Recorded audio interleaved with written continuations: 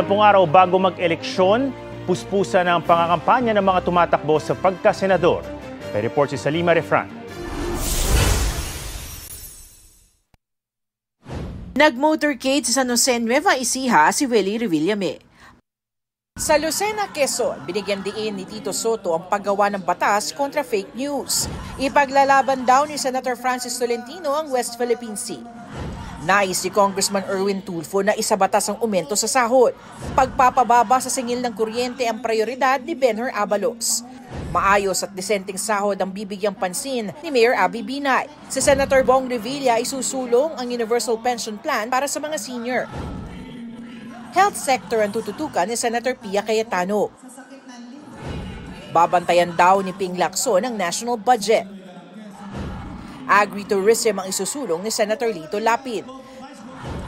Libreng pabahay ang tututukan ni Manny Pacquiao. Libreng gamot at pagpapagamot ang sinusulong ni Nurse Aline Andamo. Suportado ni Bam Aquino ang pagtatayo ng Polytechnic University sa Paqui, Laguna.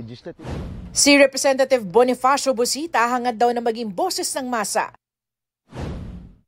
Special education ang tinalakay ni Attorney Angelo de Alban. Humarap sa mga estudyante sa Maynila sina Luke Espiritu at Lyodi de Guzman. Pagtaas ng sahod ang isa sa diniin ni Senator Bongo.